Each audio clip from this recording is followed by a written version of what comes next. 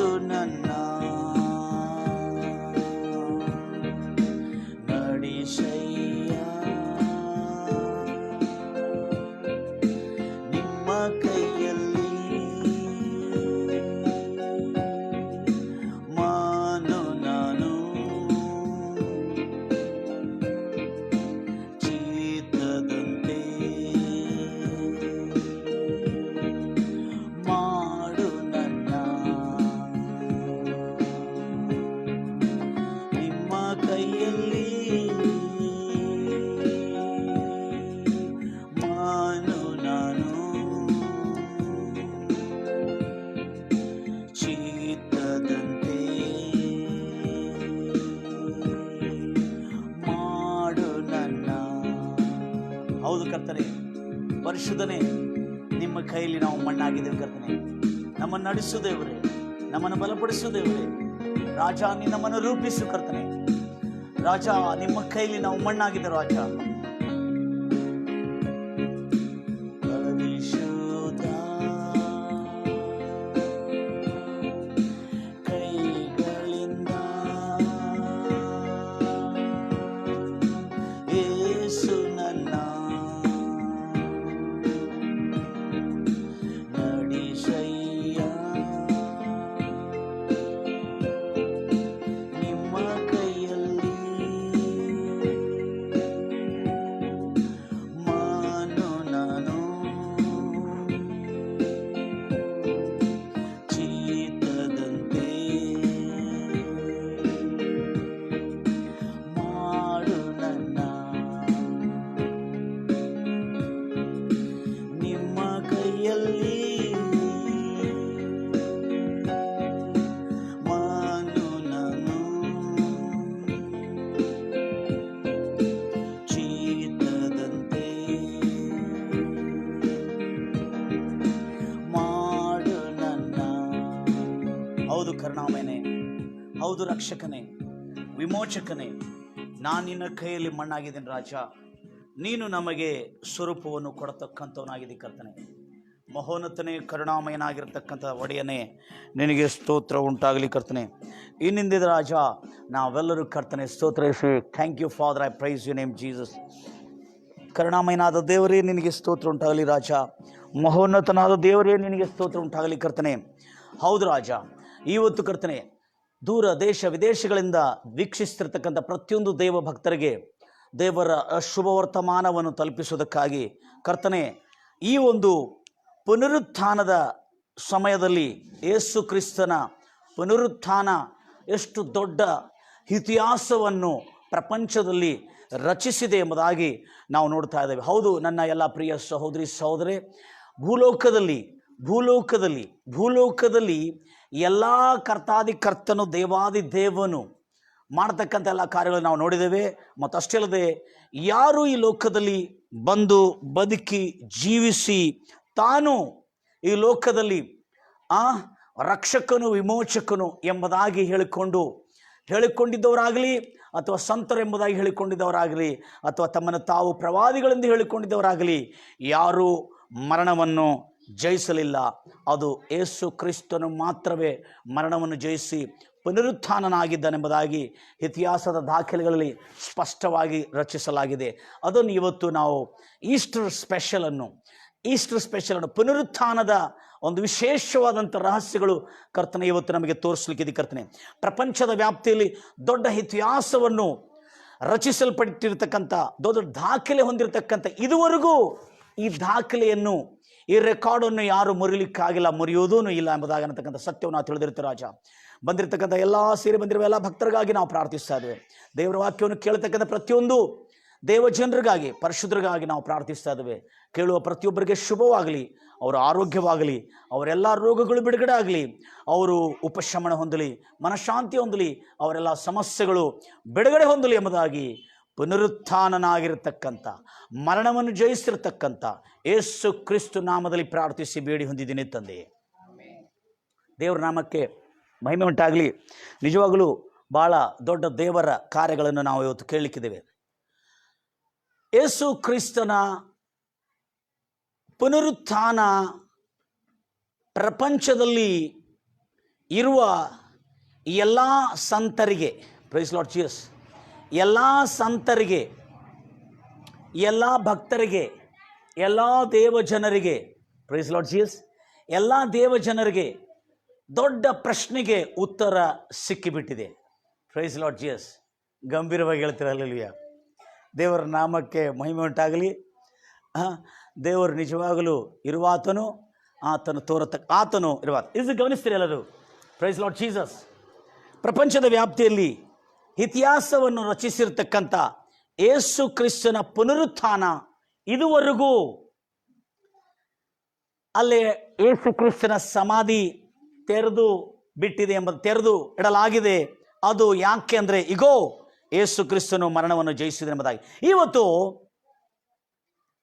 ಯೇಸು ಕ್ರಿಸ್ತನು ಶಿಲುವೆ ಮೇಲೆ ಮರಣಿಸಿದಾಗ ಮತ್ತು ಆತನ ಪುನರುತ್ಥಾನ ಆಗುವಾಗ ಬಹಳ ದೊಡ್ಡ ಘಟನೆ ನಡೆದಿದೆ ಎಂಬುದಾಗಿ ನಾನು ಹೋದ ದಿನದಲ್ಲಿ ನಾನು ತಿಳಿಸಿದ್ದೇನೆ. ಕಳೆದ ದಿನದಲ್ಲಿ ಇವತ್ತು ಅದನ್ನು ತಿಳಿಸ್ಲಿಕ್ಕೆ ಬಯಸ್ತಾ ಇದ್ದೇನೆ. ನಾವು ಅನೇಕ ಸಾರಿ ದೇವರ ವಾಕ್ಯವನ್ನು ಕೇಳುವಾಗ ನಾವು ಬೈಬಲ್ನಲ್ಲಿ ಒಂದು ದೊಡ್ಡ ಘಟನೆಯನ್ನು ನಾವು ಹೆಚ್ಚಿ ಅದನ್ನು ವಿವರವಾಗಿ ಸ್ಪಷ್ಟವಾಗಿ ಆಗಲಿ ಎಲ್ಲರಿಗೂ ತಿಳಿಯುವಂತೆ ಆಗಲಿ ನಾವು ಬೋಧಿಸುವುದರಲ್ಲಿ ನಮಗೆ ಧೈರ್ಯ ಬರಲಿಲ್ಲ. ಪೂರ್ವದಲ್ಲಿ ಪ್ರಾಮಾಣಿಕವಾಗಿ ಹೇಳಬೇಕಾದ್ರೆ ನಮಗೆ ಅಂಥ ಧೈರ್ಯ ಬರಲಿಲ್ಲ. ಆದರೆ ಯೇಸು ಕ್ರಿಸ್ತನ ಮರಣ ಮತ್ತು ಪುನರುತ್ಥಾನದ ಮಧ್ಯದಲ್ಲಿ ಜರುಗಿರ್ತಕ್ಕಂಥ ಕೆಲವು ಕಾರ್ಯಗಳನ್ನು, ಹಾಗೆ ಮರಣದಲ್ಲಿ ಜರುಗಿರ್ತಕ್ಕಂಥದ್ದು, ಪುನರುತ್ಥಾನ ಆಗತಕ್ಕಂಥ ಸಮಯದಲ್ಲಿ ಜರುಗಿರ್ತಕ್ಕಂಥ ಒಂದು ಮಹಾ ದೊಡ್ಡ ಅದ್ಭುತ ಕಾರ್ಯವನ್ನು, ಸೂಚಕ ಕ್ರಿಯೆಯನ್ನು, ಪ್ರಪಂಚಕ್ಕೆ ಉತ್ತರ ಕೊಡತಕ್ಕಂಥ, ಪ್ರಪಂಚಕ್ಕೆ ಎಲ್ಲ ಸಮಸ್ಯೆಗಳು, ಎಲ್ಲ ಪ್ರಶ್ನೆಗಳಿಗೆ ಒಂದೇ ಉತ್ತರದಿಂದ, ಪುನರುತ್ಥಾನದಿಂದಲೇ ಆತನು ಉತ್ತರಿಸಿದ್ದಾನೆ. ಇಗೋ ಭೂಲೋಕದಲ್ಲಿ ಬೈಬಲ್ನ ದೇವರಿದ್ದಾರೆ. ಬೈಬಲ್ನಲ್ಲಿ ಬರೆಯಲ್ಪಟ್ಟಂಥ ಪ್ರತಿಯೊಂದು ಮಾತುಗಳು ಸತ್ಯ. ಮನುಷ್ಯನು ಸತ್ತಿರ್ತಕ್ಕಂಥವನು ಮತ್ತು ತಿರುಗಿ ಪುನರುತ್ಥಾನ ಆಗುವನು ಅನ್ನತಕ್ಕಂಥ ಸತ್ಯವು ತಿಳಿಯುವಂತೆ ಆತನು ಮಾಡಿದ್ದಾನೆ. ಅದಕ್ಕಾಗಿ ಎಂದಿಗೂ ಓದಿದರೂ ಅದರ ಕುರಿತು ಧೈರ್ಯವಾಗಿ ನಾವು ಪ್ರಕಟ ಮಾಡಲಿಕ್ಕಾಗಿಲ್ಲ. ಯೇಸು ಕ್ರಿಸ್ತನ ಪುನರುತ್ಥಾನದ ವಿಷಯದಲ್ಲಿ ನಾವು ಬಹಳ ಸಾರಿ ಪೂರ್ವದಲ್ಲಿ ಧೈರ್ಯವಾಗಿ ಪ್ರಕಟ ಮಾಡಲಿಕ್ಕಾಗಿಲ್ಲ. ಕಾರಣ ಏನಂದರೆ, ಅದನ್ನು ಓದಿದರೂ ಅದನ್ನು ವಿವರಿಸೋದಕ್ಕಾಗಿ ಭಕ್ತರಾದ ನಾವು ಕೆಲವು ಸಾರಿ ಭಯಪಡ್ತೀವಿ. ಆದರೆ ಇವತ್ತು ಎಲ್ಲ ದೇವರ ವಾಕ್ಯದ ಆಧಾರಗಳನ್ನು ಇಟ್ಟುಕೊಂಡು ಇವತ್ತು ಇತಿಹಾಸವನ್ನು ರಚಿಸಿರ್ತಕ್ಕಂಥ ಯೇಸು ಕ್ರಿಸ್ತನ ಪುನರುತ್ಥಾನ, ಯೇಸು ಕ್ರಿಸ್ತನು ಮಾತ್ರವೇ ಅಲ್ಲ ಪುನರುತ್ಥಾನ ಆಗಿದ್ದು, ಯೇಸು ಕ್ರಿಸ್ತನ ಜೊತೆಯಲ್ಲಿ ಅನೇಕ ಭಕ್ತರ ದೇಹವನ್ನು ಯೇಸು ಕ್ರಿಸ್ತು ಪುನರುತ್ಥಾನದ ದಿನದಲ್ಲಿ ತಾನು ಆ ಎಲ್ಲ ದೇಹಗಳನ್ನು ಆದಿ ಕಾಂಡದಿಂದ ತೀರಿಕೊಂಡು ಹೋಗಿರುವ, ನೋಹ ಕಾಲದಿಂದ ತೀರಿಕೊಂಡಿರುವ ಎಲ್ಲ ಪರಿಶುದ್ಧರ ದೇಹವನ್ನು ಆತನು ಸಮಾಧಿಯಿಂದ ಹೊರತಂದನು. Praise Lord Jesus. ಗಂಭೀರವಾಗಿ ಹೇಳ್ತಿರಲ್ವಿಯಾ? ಆದ ಕಾರಣ ಅಲ್ಲೇ ನಾವು ಗಮನಿಸ್ತೇವೆ. Praise Lord Jesus. Thank you Father, I praise you name Jesus. ಅಲ್ಲೇ ನಾವು ಗಮನಿಸ್ತೇವೆ. ಅದೇನಂತ ಹೇಳ್ಕೊಂಡು ಬೇಕಾದರೆ ನಾವು ಇದನ್ನು ಗಮನಿಸೋಣ, ಭಾಳ ಜಾಗ್ರತೆಯಿಂದ ಗಮನಿಸೋಣ. ಯಾಕಂದರೆ ಮತ್ತಾಯ ಸುವಾರ್ತೆ 27ನೇ ಅಧ್ಯಾಯ, ಎಲ್ಲರೂ ನನ್ನನ್ನು ಕೇಳತಕ್ಕಂಥ ಎಲ್ಲ ವೀಕ್ಷಕರು ಇತಿಹಾಸದಲ್ಲಿ ಆಗಿರ್ತಕ್ಕಂಥ ಒಂದು ದೊಡ್ಡ ಘಟನೆಯನ್ನು ನಾವು ಕೇಳೋಣ. ಯೇಸು ಕ್ರಿಸ್ತನು ಮಾತ್ರವಲ್ಲ ಪುನರುತ್ಥಾನವಾಗಿದ್ದು, ಯೇಸು ಕ್ರಿಸ್ತನು ಪುನರುತ್ಥಾನನಾಗುವಾಗ ಪೂರ್ವದಿಂದ ಎಷ್ಟು ಜನರು ದೈವ ಭಕ್ತರು ತೀರಿ ಹೋಗಿದ್ರು, ಅವರೆಲ್ಲರನ್ನೂ ಆತನು ಪುನರುತ್ಥಾನ ಮಾಡಿಕೊಂಡು ಬಂದಿದ್ದಾನೆ ಅನ್ನತಕ್ಕಂಥ ಸತ್ಯವು ನಾವು ಆ ಪ್ರವಚನ ನೆರವೇರಿದನ್ನು ನಾವು ನೋಡೋಣ. ಮತ್ತಾಯ ಸುವಾರ್ತೆ 27:50ನೇ ವಚನ. ಮರಣಿಸುವ ದಿನದಲ್ಲಿ ಮತ್ತು ಪುನರುತ್ಥಾನನಾಗುವ ದಿನದಲ್ಲಿ ಜರುಗಿರ್ತಕ್ಕಂಥ ಘಟನೆ ಓದ್ತೀರಿ ಬ್ರದರ್? ಶಿಲುವೆ ಮೇಲೆ ಯೇಸು ಕ್ರಿಸ್ತನು ಕೊನೆಯದಾಗಿ ಮಹಾಧ್ವನಿಯಿಂದ ಕೂಗಿ ಪ್ರಾಣ ಬಿಟ್ಟನು. ಲಕ್ಷ ಬಿಟ್ಟು ಕೇಳ್ತೀರಿ, ಶಿಲುವೆ ಮೇಲೆ ಪ್ರಾಣ ಬಿಟ್ಟನು. ಆಗ ಇಗೋ ದೇವಾಲಯದ ತೆರೆಯು ಪರದೆ ಮೇಲಿನಿಂದ ಕೆಳಗೆವರೆಗೂ ಹರಿದೋಗಿದೆ, ಎರಡು ಭಾಗವಾಯಿತು, ಭೂಮಿಯು ಅದರಿತು, ಬಂಡೆಗಳು ಸೀಳಿ ಹೋದವು, ಸಮಾಧಿಗಳು ತೆರೆದವು. ಬಹಳ ಜಾಗ್ರತೆ ಅಂತ ಕೇಳ್ಕೋತ್ರಿ. ಇಲ್ಲಿ ಯೇಸು ಕ್ರಿಸ್ತನು ಸಿಲುವೆ ಮರಣದ ಸಮಯದಲ್ಲಿ ಕೊನೆ ಕೇಕೆ ಹಾಕಿ ಆತನು ತೀರಿರುವಾಗ ಸಮಾಧಿಗಳು ತೆರೆದವು. ಅಲ್ಲಿ ಭಕ್ತರ ದೇಹದ ಮಣ್ಣು ಧೂಳು ಅಲ್ಲೇ ಒಳಗೆ ಬಿದ್ದಿತ್ತು. ಲಕ್ಷ ಕೇಳ್ತೀರಿ ಬ್ರದರ್, ಇಲ್ಲಿ ಒಂದು ಮಿಸ್ ಮಾಡಿದೆವು ನಾವು ಕಳೆದ ಸಾರಿ. ಸಮಾಧಿಗಳು ತೆರೆದವು ಯೇಸು ಕ್ರಿಸ್ತನು ತೀರಿದ್ದ ದಿನದಲ್ಲಿ. ಆದರೆ ಯೇಸು 3 ದಿನಗಳು ಸಮಾಧಿಗಳು ತೆರೆದು ಬಿದ್ದಿದ್ದವು. 3 ದಿನಗಳು ಕೂಡ ಸಮಾಧಿಗಳು ತೆರೆದೇ ಬಿದ್ದಿದ್ದವು. ಆದರೆ ಯೇಸು ಕ್ರಿಸ್ತನು 3ನೇ ದಿನ ಪಾತಾಳಕ್ಕೆ, ಯಾವ ದಿನ ಆತನು ಮರಣಿಸಿದ ಆ ದಿನ ಆತನು ಅಧೋಲೋಕಕ್ಕೆ, ಭೂಲೋಕದ ಅಧೋಲೋಕಕ್ಕೆ ಪ್ರವೇಶಿಸಿ 3 ದಿನಗಳ ಅವಧಿಯಲ್ಲಿ ಅಲ್ಲಿರ್ತಕ್ಕಂಥ ಭೂಮಿಯ ಒಳಗೆ ಅಧೋ ಭಾಗದಲ್ಲಿರ್ತಕ್ಕಂಥ ನರಕ ಒಂದು ಪಕ್ಕದಲ್ಲಿ, ಪರದೇಶಿ ಒಂದು ಪಕ್ಕದಲ್ಲಿ, ಪರದೇಶಿಯಲ್ಲಿ ಅನೇಕ ಭಕ್ತರ ಆತ್ಮಗಳು ಅಲ್ಲಿ ನಿರೀಕ್ಷೆಯ ಸೆರೆಯಲ್ಲಿ ವಿಶ್ರಮಿಸುತ್ತಾ ಇತ್ತು. ಕಣ್ಣಿಗೆ ಕಾಣುವಂತ, ಕಣ್ಣಿಗೆ ಕಾಣಲಾರದ ಲೋಕದ ಒಂದು ಸತ್ಯವು ಇಲ್ಲಿ ಬಯಲ್ಪಟ್ಟಿದೆ. ಕಣ್ಣಿಗೆ ಕಾಣುವಂತ, ಕಣ್ಣಿಗೆ ಕಾಣಲಾರದ ಒಂದು ದೃಶ್ಯ, ದೇಶದ ಒಂದು ರಾಜ್ಯದ ಸತ್ಯವು ಇಲ್ಲಿ ಬಯಲ್ಪಟ್ಟಿದೆ. ಯೇಸು ಕ್ರಿಸ್ತನು ಸಿಲುಬೆ ಮರಣಿಸಿದ ಅದೇ ಕ್ಷಣದಲ್ಲಿ ಭೂಮಿ ಅದರಿತು, ಬಂಡೆಗಳು ಸೀಳಿದವು, ಬೆಟ್ಟಗಳು ಕದಲಿದವು, ಭೂಕಂಪ ಉಂಟಾಯಿತು, ಸಮಾಧಿಗಳು ತೆರೆದವು. ಯೇಸು ಕ್ರಿಸ್ತನು ಭೂಮಿಯ ಅದೋ ಭಾಗದಲ್ಲಿ ಆತನ ಆತ್ಮ ಪ್ರವೇಶ ಮಾಡಿತ್ತು. ಪ್ರವೇಶ ಮಾಡಿ ಅಲ್ಲಿರ್ತಕ್ಕಂಥ ಪರದೇಶಿಯಲ್ಲಿರ್ತಕ್ಕಂಥ ಅಬ್ರಾಮ್, ಈಸಾಕ್, ಯಾಕೋಬ್, ನೋಹನ ಸಂತತಿ, ಆದಾಮನ ಸಂತತಿ, ಇಲ್ಲಿರ್ತಕ್ಕಂಥ ಎಲ್ಲ ಸಂತಾನಗಳು, ಯಾರ್ಯಾರು ಪರಿಶುದ್ಧರು ಪರದೈಸಿ ಎಂಬುದಾಗಿರ್ತಕ್ಕಂಥ ಆ ಒಂದು ಪರಿಶುದ್ಧರು ವಿಶ್ರಮಿಸುವ ಸ್ಥಳಕ್ಕೆ ಯೇಸು ಕ್ರಿಸ್ತು ಒಳಗೆ ಪ್ರವೇಶಿಸಿದನು. ಅದು ನಾವು ಎಲ್ಲಿ ನೋಡ್ತೇವೆ ಅಂದರೆ ಎಫೆಸಿ ಪುಸ್ತಕ 4ನೇ ಅಧ್ಯಾಯ, ಎಫೆಸಿಯರಿಗೆ ಬರೆದ ಪತ್ರಿಕೆ 4ನೇ ಅಧ್ಯಾಯದಲ್ಲಿ ನಾವು ನೋಡ್ತೇವೆ ಈ ಸತ್ಯವನ್ನು. ಆತನು ಅಧೋಲೋಕಕ್ಕೆ ಅಂದರೆ ಭೂಮಿಯ ಒಳಭಾಗಕ್ಕೆ ಹೋಗಿದನು ಆತ್ಮ ಎಂಬುದಾಗಿ ಎಫೆಸಿ 4:8. ಆದುದರಿಂದ ಆತನು ಯೇಸು ಕ್ರಿಸ್ತನು ಪರಲೋಕಕ್ಕೆ, ಉನ್ನತ ಸ್ಥಾನಕ್ಕೆ ಏರಿ ಹೋದಾಗ ಸೆರೆಯನ್ನು ಅಂದ್ರೆ ಸೆರೆ ಹಿಡಿದುಕೊಂಡು ಹೋಗಿ ಅಲ್ಲಿರುವ ಆತ್ಮಗಳಿಗೆ ದಾನಗಳನ್ನು ಕೊಟ್ಟನು. ಕಿಂಗ್ ಜೇಮ್ಸ್ ತೆಗಿರಿ. ಪರವಾಗಿಲ್ಲ, ಓದಿ. ಆರೋಹಣನಾಗಿ ಹೋದನೆಂದು ಹೇಳಲ್ಪಟ್ಟಿರುವ ಈತನು ಭೂಮಿಯ ಅಧೋ ಭಾಗಕ್ಕೆ ಇಳಿದು ಹೇಳಿದ ಹಾಗಾಯ್ತಲ್ಲವೇ? ಇಳಿದು ಬಂದಾತನು ಮೇಲನ ಎಲ್ಲ ಆಕಾಶಗಳಿಗಿಂತ ಉನ್ನತವಾಗಿ ಏರಿ ಹೋದಾತ ಯೇಸು ಕ್ರಿಸ್ತನೇ ಸಮಸ್ತವನ್ನು ತುಂಬಿದವನಾಗಿದೆ. ಅಂದ್ರೆ ಪರಲೋಕಕ್ಕೆ ಏರಿ ಹೋದ ಆತನು ಭೂಮಿಯ ಮೇಲೆ ಮಾತ್ರ ಅಲ್ಲ, ಭೂಮಿಯ ಅಧೋ ಭಾಗದಲ್ಲಿ ಹೋಗಿ ಸೆರೆಯಲ್ಲಿದ್ದವರನ್ನು ಸೆರೆ ಹಿಡಿದು ತೆಗೆದುಕೊಂಡು ಹೋದನಂತ ಹೇಳ್ತಾ ಇದ್ದಾನೆ. ಇಲ್ಲಿ ಪೂರ್ವದಲ್ಲಿರ್ತಕ್ಕಂಥ ಅನೇಕ ಭಕ್ತರು ನಾವು ಕೆಲವು ತಪ್ಪುಗಳನ್ನು ಹೇಳಿರ್ತೇವೆ. ಈ ಭೂಮಿಯ ಅಧೋ ಭಾಗದಲ್ಲಿ ಪರದೇಶಿ, ಇನ್ನೊಂದು ಪಕ್ಕದಲ್ಲಿ ನರಕ, ಅಲ್ಲೇ ಧನವಂತನ ಮತ್ತು ನರಕದಲ್ಲಿ ಎಷ್ಟೋ ಜನ ಉರಿತಾ ಇದ್ದಾರೆ. ಇನ್ನೊಂದು ಪಕ್ಕದಲ್ಲಿ ಪರದೇಶಿಯಲ್ಲಿ ಅಬ್ರಾಮನ ಮೇಲೆ ಲಾಜರ್, ಅನೇಕ ಪರದೇಶಿಯಲ್ಲಿದ್ದಾರೆ. ಸೊ ಈಗ ಈ ಪರದೇಶಿ ಭೂಮಿಯ ಪೂರ್ವದಲ್ಲಿ, ಯೇಸು ಕ್ರಿಸ್ತನ ಪೂರ್ವದಲ್ಲಿ, ಮರಣಕ್ಕಿಂತ ಪೂರ್ಣದಲ್ಲಿ ಇದು ಅಧೋ ಭಾಗದಲ್ಲಿ ಇತ್ತು ಎಂಬುದಾಗಿ ನಾವು ಬೈಬಲಲ್ಲಿ ನೋಡ್ತೇವೆ.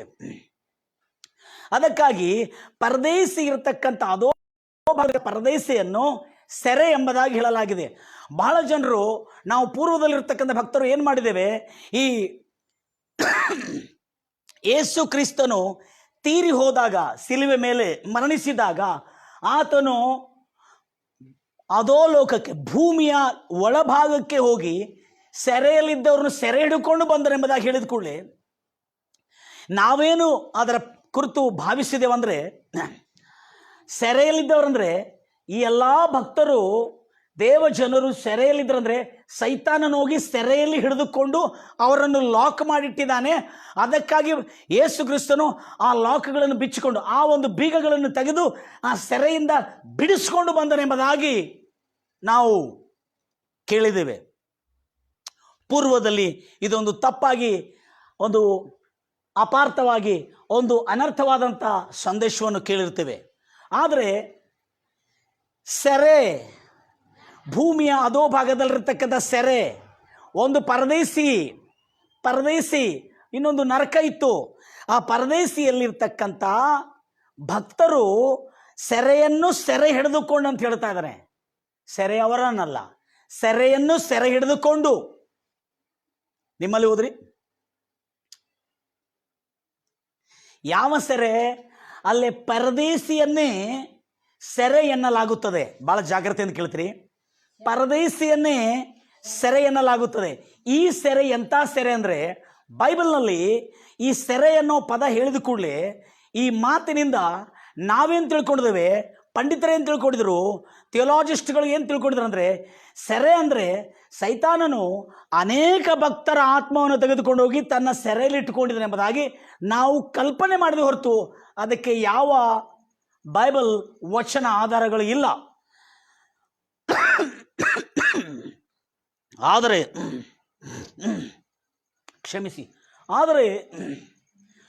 ಈ ಯೇಸು ಕ್ರಿಸ್ತನು ಹೋಗಿ ಅಧೋಲೋಕದಲ್ಲಿ ಸೆರೆ ಹಿಡಿದ ಆ ಸೆರೆ ಯಾವುದು ಅಂದರೆ, ಪರದೇಶಿಯನ್ನೇ ಪೂರ್ವದಲ್ಲಿ ಸೆರೆ ಎನ್ನಲಾಗುತ್ತಿತ್ತು. ಸೆರೆ ಅನ್ನೋ ಪದವ ನೀವು ಬಹಳ ಜನ ಏನು ತಿಳ್ಕೊಂಡಿದ್ರಿ, ಕೈದಿಗಳನ್ನು ಹಾಕತಕ್ಕಂಥ ಸ್ಥಳ, ಸೈತಾನನ್ನು ತೆಗೆದುಕೊಂಡು ಹಾಕತಕ್ಕಂಥ ಸ್ಥಳ, ಮತ್ತು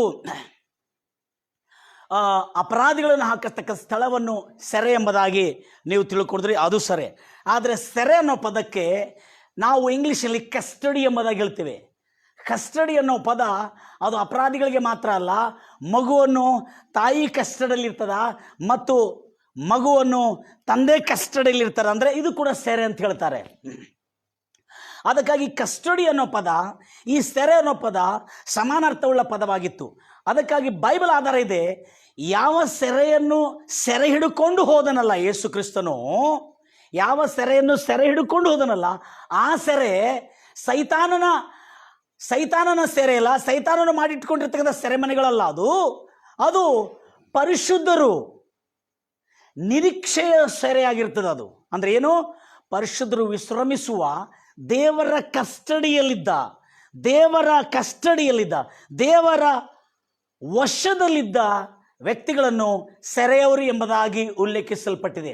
ಅದಕ್ಕಾಗಿ ಪೂರ್ವದಲ್ಲಿ ಒಂದು ದೊಡ್ಡ ಭಕ್ತನು ಇದರ ಕುರಿತು ಒಂದು ಅಧ್ಯಯನವನ್ನು ಮಾಡಿ ಅದನ್ನು ಬಯಲ್ಪಡಿಸಿದ್ದಾನೆ. ಯಾಕೆಂದರೆ ನಾವು ಸೈತಾನನ ಸೆರೆ ಎಂಬುದಾಗಿ ತಿಳ್ಕೊಳ್ಳೋದು ಇಲ್ಲ, ಇದು ಸುನಿರೀಕ್ಷೆಯ ಸೆರೆ ಎಂಬುದಾಗಿ ಜಕರ್ಯ ಪುಸ್ತಕದಲ್ಲಿ ಈ ಬೈಬಲ್ನಲ್ಲಿ ಇರ್ತಕ್ಕಂಥ ಸೆರೆ ಅನ್ನೋ ಪದಕ್ಕೆ ಕೆಲವು ಅರ್ಥಗಳನ್ನ ನಾವು ತಿಳ್ಕೊಂಡಿದ್ದೇವೆ.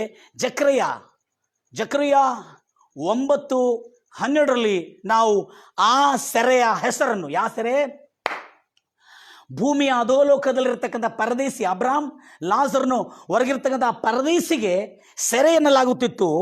ಆ ಸೆರೆ ಎಂಥ ಸೆರೆ ಅಂದರೆ ಸೈತಾನಿಂದ ಉಂಟಾಗಿರ್ತಕ್ಕಂಥ ಸೆರೆ ಅಲ್ಲ, ಅದು ದೇವಜನರು ವಿಶ್ರಮಿಸುವ ಸೆರೆಯಾಗಿತ್ತು. ಅದಕ್ಕೆ ಇಂಗ್ಲೀಷಲ್ಲಿ ಕಸ್ಟಡಿ ಎಂಬುದಾಗಿ ನಾವು ಹೇಳುತ್ತೇವೆ. ಏನಂತ ಹೇಳ್ತೇವೆ? Custody. They are in the custody of heavenly Father in the paradise. ಪರದೇಶಿಯ ಸೆರೆಯಲ್ಲಿ ಅವರು ವಿಶ್ರಮಿಸುತ್ತಾ ಇದ್ರು. ನಿರೀಕ್ಷೆಯ ಸೆರೆ. ಈ ಸೆರೆಗೆ ಹೆಸರೇನೆಂದರೆ ಸುನಿರೀಕ್ಷೆಯ ಸೆರೆ, ಹೊರತು ಇದು ಸೈತಾನನಿಂದ ಲಾಕ್ ಮಾಡಿರುವ ಸೆರೆ ಅಲ್ಲ ಅನ್ನತಕ್ಕಂಥ ಸತ್ಯವನ್ನು ನಾವೆಲ್ಲ ತಿಳಿದುಕೊಂಡಿರಬೇಕು. ಓದಿ ಬ್ರದರ್. ನಿರೀಕ್ಷೆಯ ಸೆರೆಯವರೇ. ಜಕರ್ಯ 9:12 ಬರೆಯಲ್ಪಟ್ಟಿದೆ, ನಿರೀಕ್ಷೆಯ ಸೆರೆಯವರೇ. ಅಂದರೆ ಈ ಅಧೋಲೋಕದಲ್ಲಿರ್ತಕ್ಕಂಥ ಈ ನರಕದ ಪಕ್ಕದಲ್ಲಿ ಪರದೇಶಿ ಇತ್ತು. ಆ ಪರದೇಶಿಯಲ್ಲಿರ್ತಕ್ಕಂಥ ಅವರಿಗೆ ಹೇಳ್ತಾ ಇದೆ, ನಿರೀಕ್ಷೆಯ ಸೆರೆಯವರೇ, ಬಲವಾದ ದುರ್ಗಸ್ಥಾನಕ್ಕೆ ತಿರುಗಿರಿ. ಬಲವಾದ ದುರ್ಗಸ್ಥಾನಕ್ಕೆ ನೀವೆಲ್ಲರೂ ತಿರುಗಿ ಹೋಗುತ್ತೀರಿ. 2ರಷ್ಟು ನಿಮಗೆ ಕೊಡುವೆನೆಂದು 2ರಷ್ಟು ನಿಮಗೆ ಕೊಡುವೆನೆಂದು ಇವತ್ತು ಪ್ರಕಟಿಸುತ್ತೇನೆ. ಇವತ್ತು ಪ್ರಕಟಿಸುತ್ತೇನೆ. ಈಗ ಅರ್ಥ ಆಯ್ತಾ? ಅದು ಸೈತಾನನು ಪಾತಾಳದಲ್ಲಿ ಹೋಗಿ ಸೆರೆಮನೆಯಲ್ಲಿ ಎಲ್ಲ ಭಕ್ತರ ಪರಿಶುದ್ಧರ ಆತ್ಮವನ್ನು ಸೆರೆ ಹಿಡ್ಕೊಂಡು ಹೋಗಿದ್ದನೆಂಬುದಾಗಿ ಪೂರ್ವದಲ್ಲಿ ನಮ್ಮ ಪೂರ್ವಜರು ಕಲ್ಪನೆಯಿಂದ ಅವರು ತಿಳಿಸ್ತಾ ಇದ್ರು. ಆದರೆ ಆ ಸೆರೆ ಅಲ್ಲ, ಅದು ಪರಿಶುದ್ಧರು ವಿಶ್ರಮಿಸುವ ಸೆರೆ ಆಗಿತ್ತು. ಅದಕ್ಕಾಗಿ ಆ ಸೆರೆಗೆ ಸುನಿರೀಕ್ಷೆಯ ಸೆರೆಯವರೇ ಎಂಬುದಾಗಿ ಹೇಳಲಾಗಿದೆ. ಅದನ್ನೇ ಎಫೆಸಿ 4:8 ನೋಡ್ತಾ ಇದ್ದೇವೆ. ಸೆರೆಯವರನ್ನು ಸೆರೆ ಹಿಡಿದು, ಓದಿ ಬ್ರದರ್ ಮತ್ತೊಂದು ಸಾರಿ. ಸೆರೆಯನ್ನು ಅಲ್ಲೇ ಬಿಟ್ಟು ಬಂದಿಲ್ಲ, ಆ ಸೆರೆಯೇ ಪರದೈಸಿ ಎಂಬುದಾಗಿ ಓದ್ತೀರಿ. ಆದುದರಿಂದ ಆತನು ಉನ್ನತ ಸ್ಥಾನಕ್ಕೆ ಏರಿ ಹೋದಾಗ ಯೇಸು ಕ್ರಿಸ್ತನು ಆರೋಹಣನ ಆಗಿ ಹೋದಾಗ ಸೆರೆಯವರನ್ನು ಸೆರೆ ಹಿಡಿದುಕೊಂಡು, ಅಂದ್ರೆ ಅರ್ಥ ಏನು? Again is telling that those who are in the prison of paradise below the earth and he has taken them as a prisoner. ಅಂದ್ರೆ ಅರ್ಥ ಏನು? ಆತನು he had taken them in his custody to the third heaven. ಸೆರೆಯವರನ್ನು ಸೆರೆ ಹಿಡಿದು ಅಂತ ಹೇಳ್ತಾ ಇದ್ದಾನೆ. ಸೆರೆ ಹಿಡಿದು ಅಂದ್ರೆ ಕೈದಿಗಳವರು.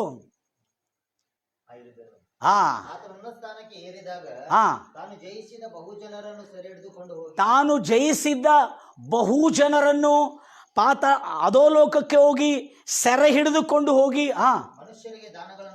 ಮನುಷ್ಯರಿಗೆ ದಾನಗಳನ್ನು ಗಿಫ್ಟ್ಗಳನ್ನು ಕೊಟ್ಟನು. ದೇವರ ಮಕ್ಕಳೇ, ಇಲ್ಲಿ ಬೈಬಲ್ನಲ್ಲಿ ಬರೆಯಲ್ಪಟ್ಟಿರ್ತಕ್ಕಂಥ ಪಾತಾಳದಲ್ಲಿ ಅಂದ್ರೆ ಭೂಲೋಕದ ಅಧೋಭಾಗದಲ್ಲಿ ನರಕ ಒಂದು ಪಕ್ಕದಲ್ಲಿ, ಪರದೇಸಿ ಒಂದು ಪಕ್ಕದಲ್ಲಿ ಇದ್ದಿದ್ದು ಸತ್ಯ. ಆದರೆ ಸೈತಾನನ ಸೆರೆಯಲ್ಲ, ಇದು ಕರ್ತನ ವಶದಲ್ಲಿ ಇರುವುದಕ್ಕೆ ಸೆರೆ ಅಂತ ಹೇಳಲಾಗ್ತದೆ. ಅದಕ್ಕೆ ನಾವು ಇಂಗ್ಲಿಷಲ್ಲಿ ಕಸ್ಟಡಿ ಎಂಬುದಾಗಿ ಹೇಳ್ತೇವೆ. They are in the custody of lord, hallelujah, called prisoner of hope in Zechariah 9:12. ಅದಕ್ಕಾಗಿ ನನಗೆ ಬಹಳ ಅರ್ಥ ಆಗ್ತಿಲ್ಲ ಆಗಿತ್ತು ಆಗಿನ ಕಾಲದಲ್ಲಿ. ಆ ಒಂದು ಸೆರೆಯ ಒಳಗೆ ಹೋಗಿ ಆ ಸೆರೆಯವರನ್ನು ಸೆರೆ ಹಿಡಿದು ಹೊರಗೆ ಆತ್ಮಗಳು ಬರುವಾಗ ಮತ್ತು ತಿರುಗಿ 3ನೇ ದಿನ ಸತ್ತು ಹೋಗಿದ್ದ ಎಲ್ಲ ಆತ್ಮಗಳು ಆದಾಮ್, ಏಬೇಲ್, ಸೇತ್, ನೋಹ, ಅಬ್ರಾಮ್, ಈಸಾಕ್, ಯಾಕೋಬ್, ಯೋಸೇಫ್, ಮೋಸೆ, ಯೋಶುವ, ಹೀಗೆ ಅನೇಕ ಪರಿಶುದ್ಧರು ಯಾರ್ಯಾರು ತೀರೋಗಿ ಪರದೇಶಿಯಲ್ಲಿದ್ದರೋ ಅವರೆಲ್ಲರ ಆತ್ಮಗಳನ್ನು ತೆಗೆದುಕೊಂಡು ಬರುವಾಗ ಅವರ ದೇಹಗಳು ಸಮಾಧಿಯಲ್ಲಿ ಮಣ್ಣಾಗಿ ಧೂಳಾಗಿ ಹೋಗಿತ್ತು. ಅವುಗಳು ಮತ್ತು ತಿರುಗಿ ಶರೀರವಾಗಿ ಮಾರ್ಪಾಟವಾಗಿ ಅದರ ಒಳಗೆ ಮತ್ತು ತಿರುಗಿ ಈ ಆತ್ಮಗಳನ್ನು ಸೇರಿಸಿ ಯೇಸು ಕ್ರಿಸ್ತನು ಪುನರುತ್ಥಾನನಾಗುವಾಗ ಆತನ ಜೊತೆಯಲ್ಲಿ ಸಾವಿರಾರು ಪರಿಶುದ್ಧರನ್ನು ಪುನರುತ್ಥಾನ ಮಾಡಿಕೊಂಡು ಬಂದಿರುವ ದಿನವೇ ಪುನರುತ್ಥಾನದ ದಿನವಾಗಿತ್ತು. ಯೇಸು ಕ್ರಿಸ್ತನು ಒಬ್ಬನೇ ಅಲ್ಲ, ಆ ದಿನ ಪುನರುತ್ಥಾನ ಆಗಿತ್ತು. ನನ್ನ ಪ್ರಿಯ ಸಹೋದರರೇ, ಆದಿ ಕಾಂಡದಿಂದ ಎಷ್ಟೆಲ್ಲ ಜನ ದೇವರನ್ನು ನಂಬಿ ದೇವರಲ್ಲಿ ಸುನ್ನತಿಯನ್ನು ಪಡೆದುಕೊಂಡು ರಕ್ಷಣೆ ಹೊಂದಿಕೊಂಡು ಕರ್ತನ ಮಾತಿಗೆ ವಿಧೇಯರಾಗಿ ನಡೀತಕ್ಕಂಥ ಅನೇಕ ಪರಿಶುದ್ಧರು ತೀರಿಕೊಂಡು ಭೂಲೋಕದ ಭೂಮಿಯ ಒಳಗೆ ನಡೀತಕ್ಕಂಥ ಪರದೇಶಿಯಲ್ಲಿ ಅವರು ಸುರಕ್ಷಿತವಾಗಿ ಸುನಿರೀಕ್ಷೆಯ ಸೆರೆಯಲ್ಲಿ ಪರದೇಶಿಯಲ್ಲಿ ವಿಶ್ರಮಿಸ್ತಾ ಇದ್ರಲ್ಲ, ಅವರೆಲ್ಲರ ಆತ್ಮವನ್ನು ತೆಗೆದುಕೊಂಡು ಆತನು ಹೊರಬರುವಾಗ ಅವರ ದೇಹಗಳು ಮಣ್ಣಾಗಿ ಧೂಳಾಗಿರ್ತಕ್ಕಂಥ ದೇಹಗಳು ಮತ್ತು ತಿರುಗಿ ಶರೀರ ಎಲುಬುಗಳು ಇವೆಲ್ಲ ಧರಿಸಿಕೊಂಡು ಆತ್ಮಗಳಲ್ಲಿ ಸೇರಿ ಅವುಗಳು ಹೊರಗೆ ಬಂದೆವು. ಯೇಸು ಕ್ರಿಸ್ತನು ಒಬ್ಬನೇ ಅಲ್ಲ, ಮರಣವನ್ನು ಜಯಿಸಿದ್ದು ತನ್ನ ಮರಣವನ್ನು ಮಾತ್ರವಲ್ಲ, ತೀರಿ ಹೋಗಿರುವ ಎಲ್ಲ ಪರಿಶುದ್ಧರ ಮರಣದ ಮೇಲೆ ಜಯವನ್ನು ಹೊಂದಿರುವ ಜಯಶಾಲಿ ಆಗಿರ್ತಕ್ಕಂಥ ಮೃತ್ಯುಂಜಯನಾಗಿರ್ತಕ್ಕಂಥ ಯೇಸು ಕ್ರಿಸ್ತನು ಇತಿಹಾಸವನ್ನು ರಚಿಸಿದ ಸತ್ತ ಹೆಣಗಳು, ಆ ಸತ್ತ ಪರಿಶುದ್ಧ ದೇಹಗಳು ಎದ್ದು ಹೊರಗೆ ಬಂದು ಯೇಸು ಕ್ರಿಸ್ತನ ಪುನರುತ್ಥಾನದ ಜೊತೆಯಲ್ಲಿ ಅವರು ಅಲ್ಲಿ ಕೆಲವರು ಪರಲೋಕಕ್ಕೆ ಏರಲ್ಪಟ್ಟರು ಮತ್ತು ಕೆಲವರು ಪರಿಜನರ ಹತ್ರ, ತನ್ನ ಯೆರೂಸಲೇಮಿನಲ್ಲಿ ಇರ್ತಕ್ಕಂಥ ಕೆಲವು ಪರಿಜನರು ಅಂದರೆ ಪರಿವಾರದ ಹತ್ರ ಹೋಗಿ ಭೇಟಿಯಾಗಿ ಮಾತಾಡಿಸಿ ಅವರೆಲ್ಲರೂ ಆರೋಹಣರಾದರು. ಹಲ್ಲೆಲೂಯಾ. ಯೇಸು ಕ್ರಿಸ್ತನ ಪುನರುತ್ಥಾನ, ಯೇಸು ಮಾತ್ರವಲ್ಲ ಪುನರುತ್ಥಾನ ಆಗಿದ್ದು,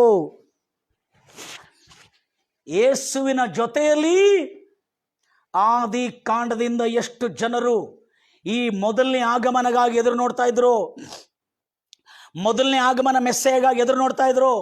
ಮೊದಲನೇ ಆಗಮನ ಬಂದಾಗ ಪುನರುತ್ಥಾನ ಇದೆ ಅನ್ನತಕ್ಕಂಥ ನಂಬಿಕೆಯಿಂದ ಎದುರು ನೋಡ್ತಾ ಇದ್ರು. ಅವರೆಲ್ಲರೂ ಅವರೆಲ್ಲರನ್ನು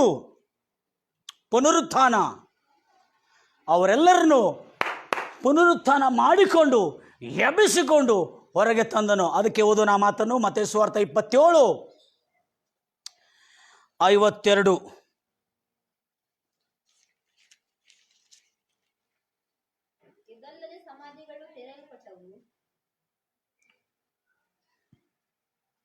ಇದಲ್ಲದೆ ಸಮಾಧಿಗಳು ತೆರೆಯಲ್ಪಟ್ಟವು, ನಿದ್ರೆ ಹೋದ ಅನೇಕ ಭಕ್ತರು. ಯೇಸು ಕ್ರಿಸ್ತು ಮಾತ್ರ ಅಲ್ಲ, ಪುನರುತ್ಥಾನ ಆಗಿದ್ದು ನನ್ನ ಪ್ರಿಯ ಸಹೋದರಿ ಸಹೋದರೇ, ಕ್ರೈಸ್ತವರೇ, ನಿಮಗೊಂದು ಶುಭವಾರ್ತೆ. ಯಾಕಂದರೆ ಸಾವಿರಾರು ಲಕ್ಷಾಂತರ ನಿದ್ರೆ ಹೋದ ಅನೇಕ ಪರಿಶುದ್ಧರ ದೇಹಗಳು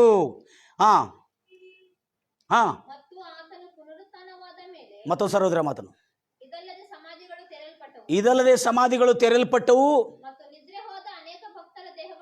ನಿದ್ರೆ ಹೋದ ಅನೇಕ ಭಕ್ತರ, ಅಂದರೆ ಸಮಾಧಿಯಲ್ಲಿ ಎಷ್ಟು ಜನ ತೀರಿ ಹೋದ್ರು, ಅನೇಕ ಭಕ್ತರ ದೇಹಗಳು ಎದ್ದೇಳಿದವು. ಯೇಸು ಕ್ರಿಸ್ತನು ಪುನರುತ್ಥಾನ ಆಗುವ ದಿನದಲ್ಲಿ ಅವರು ಸಮಾಧಿಗಳೊಳಗಿಂದ, ಯಾರು ಪರಿಶುದ್ಧರು, ಸಮಾಧಿ ಒಳಗಿಂದ ಹೊರಗೆ ಬಂದು, ಪರಿಶುದ್ಧ ಪಟ್ಟಣ ಅಂದರೆ ಯೆರೂಸಲೇಮ್ ಪಟ್ಟಣಕ್ಕೆ ಪರಿಶುದ್ಧ ಪಟ್ಟಣ ಎನ್ನಲಾಗುತ್ತಿತ್ತು. ಆದ ಕಾರಣ ಪರಿಶುದ್ಧ ಪಟ್ಟಣಕ್ಕೆ ಹೋಗಿ ಅನೇಕರಿಗೆ ಕಾಣಿಸಿಕೊಂಡು ಹೇಳಿದರು, ಹೌದು, ಮೊದಲನೇ ಆಗಮನ, ಯೇಸು ಕ್ರಿಸ್ತನ ಮೊದಲನೇ ಆಗಮನದಲ್ಲಿ ಪುನರುತ್ಥಾನ ಇದೆ ಎಂದು ಆದಿಯಿಂದ ಬಂದಿರತಕ್ಕಂಥ ನಂಬಿಕೆ, ಆದಿಯಿಂದ ಉಂಟಾಗಿರ್ತಕ್ಕಂಥ ಒರಾಕಲ್ಸ್, ದೈವೋಕ್ತಿಗಳು ಇದೋ ನಿಜವಾಯಿತು ಎಂಬುದಾಗಿ ಆ ಪುನರುತ್ಥಾನ ಆಗಿದ್ದ ಎಲ್ಲ ಜನರು, ಯೇಸು ಕ್ರಿಸ್ತು ಮಾತ್ರ ಅಲ್ಲ, ಯೇಸು ಕ್ರಿಸ್ತನ ಜೊತೆಯಲ್ಲಿ ಆದಿ ಕಾಂಡದಿಂದ 4000 ವರ್ಷಗಳಿಂದ ಎಷ್ಟು ಜನರು ತೀರೋದರೋ ಅವರೆಲ್ಲರನ್ನು ಆತನು ಪುನರುತ್ಥಾನ ಮಾಡಿಕೊಂಡು ತೆಗೆದುಕೊಂಡು ಬಂದಿರುವುದೇ ದೊಡ್ಡ ಇತಿಹಾಸ. ಯೇಸು ಕ್ರಿಸ್ತನು ಮಾತ್ರ ಪುನರುತ್ಥಾನ ಆಗಿದ್ದಿದ್ರೆ ಅದು ಇತಿಹಾಸವನ್ನು ಮುಚ್ಚಿಡಲಿಕ್ಕಾಗ್ತಿತ್ತು. ಆದರೆ ಒಂದಲ್ಲ ಎರಡಲ್ಲ, ಸಾವಿರಾರು ಪರಿಶುದ್ಧರು ದೇಹವು ಸಮಾಧಿಯಿಂದ ಎದ್ದು, ಮೊದಲು ಸಮಾಧಿ ತೆರೆಯಲ್ಪಟ್ಟ ಶಿಲುಬೆ ಮೇಲೆ ಮರಣಿಸಿದಾಗ 3 ದಿನವರೆಗೂ ಸಮಾಧಿಗಳು ತೆರೆದೇ ಬಿದ್ದವು. 3ನೇ ದಿನ ಯೇಸು ಕ್ರಿಸ್ತನ ಪುನರುತ್ಥಾನ ಆಗುತ್ತಾರುವಾಗ ಅವರನ್ನು ಕೂಡ ಅಧೋಲೋಕದಿಂದ ಅವರ ಆತ್ಮಗಳನ್ನು ತೆಗೆದು ತನ್ನ ಶರೀರದಲ್ಲಿ ಸೇರಿಸಿ ಅವರನ್ನು ಕೂಡ ಪರಿಶುದ್ಧರನ್ನು ಕೂಡ ಆತನು ಹೊರತಂದನು. ಎಲ್ಲರೂ ಹೇಳ್ತಾರೆ ಹಲ್ಲೆಲೂಯಾ. ಆದ ಕಾರಣ ಪರಿಶುದ್ಧರನ್ನು ಕೂಡ ಹೊರತಂದನು. ಇದುವೇ ಪ್ರಪಂಚದಲ್ಲಿ ದೊಡ್ಡ ಇತಿಹಾಸವನ್ನು ರಚಿಸಿದೆ. ಯಾಕೆಂದರೆ ಕಾಣುವ ಲೋಕ, ಕಾಣಲಾರದ ಲೋಕ ಅದು ಭೂಮಿಯ ಅಧೋ ಭಾಗದಲ್ಲಿತ್ತು. ಕಾಣುವ ಲೋಕ ನಂಬಲಿಕ್ಕಾಗ್ತಿಲ್ಲಾಗಿತ್ತು. ಆದ ಕಾರಣ ಕಾಣುವ ಲೋಕಕ್ಕೆ ಎಲ್ಲ ಕಣ್ಣುಗಳು ಅದನ್ನು ನೋಡಿದವು. ಯೇಸು ಕ್ರಿಸ್ತನು ಪುನರುತ್ಥಾನನಾಗಿದ್ದಕ್ಕಾಗಲ್ಲ ಬ್ರದರ್, ಅಲ್ಲಿರ್ತಕ್ಕಂಥ ರೋಮನ್ ಸೇನಾದಲ್ಲಿರ್ತಕ್ಕಂಥ ಜನರು ಹೆದರಿ ಚಕ್ಕರ್ ಬಂದು ಬಿದ್ದಿದ್ದು, ಮೂರ್ಛಿತರಾಗಿ ಬಿದ್ದಿದ್ದು ಒಂದಲ್ಲ, ಅಲ್ಲಿ ಅನೇಕ ದೇಹಗಳು ಎದ್ದಿದ್ದು ನೋಡಿ ಇಲ್ಲಿರ್ತಕ್ಕಂಥ ಆ ಸಮಾಧಿಯನ್ನು ಕಾವಲು ಕಾಯ್ತಿರ್ತಕ್ಕಂಥ, ಯೇಸು ಕ್ರಿಸ್ತನ ಸಮಾಧಿಯನ್ನು ಕಾವಲು ಕಾಯ್ತಿರ್ತಕ್ಕಂಥ ಜನರು, ಆ ರೋಮನ್ ಸೈನ್ಯ, ಆ ರೋಮನ್ನ ಆರಕ್ಷಕರು, ಸಿಪಾಯಿಗಳು, ಅವರು ಮೂರ್ಛಿತರಾಗಿ ಬಿದ್ದು ಹೋದರು. ಯಾಕೆಂದರೆ ಯೇಸು ಕ್ರಿಸ್ತು ಒಬ್ಬನು ಎದ್ದಿದ್ರೆ ಪರವಾಗಿಲ್ಲ, ಎಲ್ಲ ಸಮಾಧಿಗಳಿಂದ ಎಲ್ಲರೂ ಎದ್ದಿದ್ದಾರೆ. ಸಮಾಧಿ ಹತ್ರ ಬರಬೇಕಂದ್ರೆ ಭಾಳ ಜನಕ್ಕೆ ಹೆದರಿಕೆ. ಅದರಲ್ಲಿ ಸಮಾಧಿಯಲ್ಲಿ ಕಾವಲ ಕಾಯಬೇಕು ಯಾರು? ಈ ಸಿಪಾಯಿಗಳು. ಆ ಸಮಾಧಿಯಲ್ಲಿ ಕಾವಲ ಕಾಯ್ತಾ ಇರುವಾಗ ಯೇಸು ಕ್ರಿಸ್ತು ಒಬ್ಬನೆದ್ದಿದ್ರೆ ಒಂದು ಮಾತಾಗಿತ್ತು. ಆದರೆ ಸಮಾಧಿಯಲ್ಲಿ ಪರಿಶುದ್ಧರ ದೇಹಗಳನ್ನು ಏಳುವುದನ್ನು ನೋಡಿ ಇವರೆಲ್ಲ ಗಾಬರಿ ಆದರು ಬ್ರದರ್. Price Lord Jesus. ಎಲ್ಲರೂ ಎದ್ದು ಫ್ರೆಶ್ ಆಗಿ ಅವರು ಮಹಿಮಾ ಶರೀರವನ್ನು ಧರಿಸಿಕೊಂಡು ಎಲ್ಲರೂ ವಾಕ್ ಮಾಡ್ತಾ ಇದ್ದಾರೆ. ಆರ್ಮಿ ಹಾಗೆ ಒಂದು ದೇವ ಜನಾಂಗವಾಗಿ ವಾಕ್ ಮಾಡ್ತಾ ಇರುವಾಗ ಆ ಒಂದು ಜನರ ಸಮೂಹವನ್ನು ನೋಡಿ ಸೈನ್ಯವು ರೋಮನ್ ಸೇನಾಧಿಪತಿ ರೋಮನ್ ಸೈನಿಕರು ಹೆದರಿ ಮೂರ್ಛಿತರಾದರು.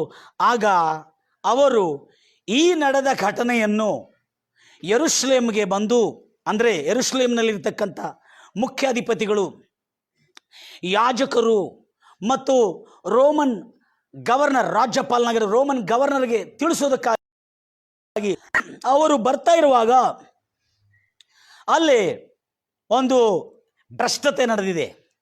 ಆವಾಗೂ ಭ್ರಷ್ಟಾಚಾರ ಇತ್ತು ರೀ. Hallelujah hallelujah. ಲಂಚ.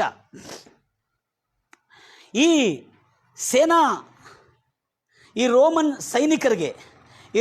ಸೈನಿಕರಿಗೆ ಏನು ನಾವು ನೋಡ್ತಾ ಇದ್ದೇವೆ, ಅವರಿಗೆ ಒಂದು ಈ ಘಟನೆ ನೋಡಿದ ಕೂಡಲೇ ಎಲ್ಲ ಶವಗಳು, ದೇಹಗಳು, ಪರಿಶುದ್ಧ ದೇಹಗಳು ಎದ್ದು ಹೋಗ್ತಾ ಇರುವುದು, ಯೇಸು ಕ್ರಿಸ್ತನು ಪುನರುತ್ಥಾನ ಆಗಿದ್ದ ನೋಡಿದ ಕೂಡಲೇ ಈ ನೋಡಿದ ವಿಷಯಗಳೆಲ್ಲ ಹೋಗಿ ತಿಳಿಸಬೇಕನ್ನತಕ್ಕಂಥ ಉದ್ದೇಶದಿಂದ ಮತ್ತೇಯ ಸುವಾರ್ತೆ 28:11 ಓದೋಣ.